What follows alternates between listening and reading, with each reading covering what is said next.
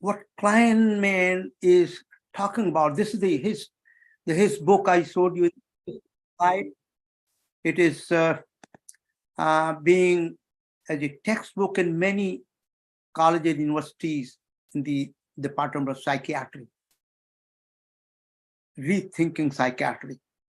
And it clearly says that psychiatric diagnosis categories are constrained by the history and culture as much as by biology. Indeed, in the concept of anthropology, biology, history, and culture are deeply interwoven. And this is really a glimpse into Lokasamgraha Yogadharma-Kshetra and into Ayurveda. Ayurveda really founded on this idea of a united view of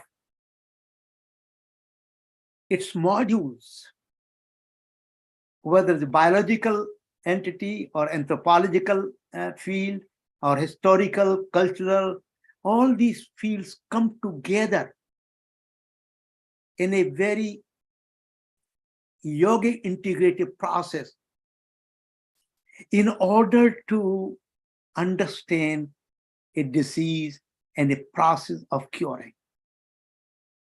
So really, we did not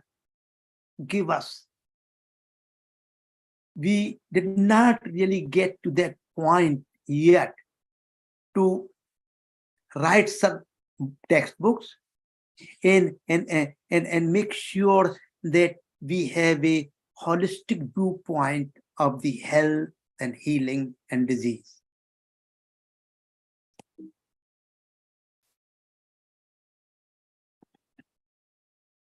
So basically what the content in one word, if I had to say,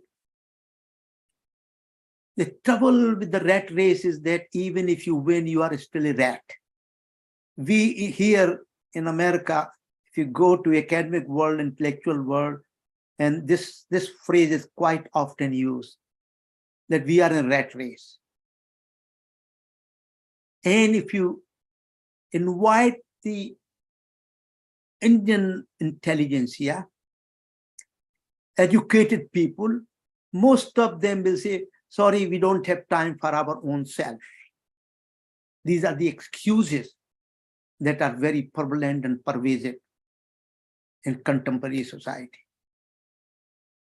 And if you see, some people are working to get a lot of money. I told you earlier that the marriage between money and power are the driving factors in the contemporary world.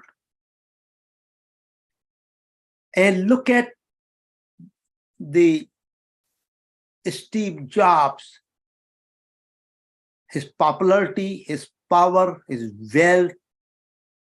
He had too many laurels and prizes. CEO Apple, who brought out all the modern technology in the field. And he said, well, after all, the wealth is just a life experience. I have had the opportunity to know. At this moment, as I lay sick in bed, reminiscing my entire life, I realized that all the recognition and wealth I achieved are insignificant and lack higher meaning in the face of impending death. What a powerful statement. If the newer generation, younger generation, and lost intellectuals in this world, if they do not recognize this statement and do not embody such a statement, they will end up in the similar condition of meaninglessness, purposelessness, emptiness of the entire life accomplishment they had achieved. So with this, at this juncture, I will really ask everyone to join in with me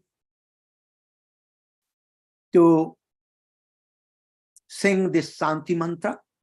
Om Sahana Vavatu, Sahanau Hunaktu, Sahaviryam Karavavahai, Tejasvunavadhitumastu ma vidvasavahai. Om Santi Santi Santi. Its English translation. You will see the reflection or image of what I call the Lokasamgraha Yoga.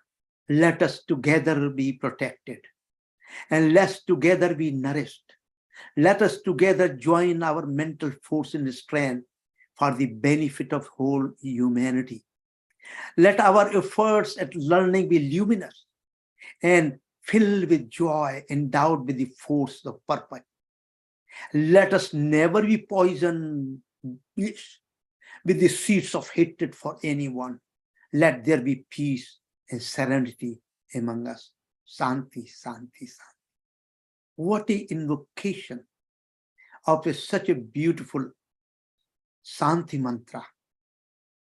And with this, my dear listener, I will close my today's talk, and we will continue this journey in the next lecture, which is, I think, June 17th at 8 o'clock in the morning of Pacific time in America.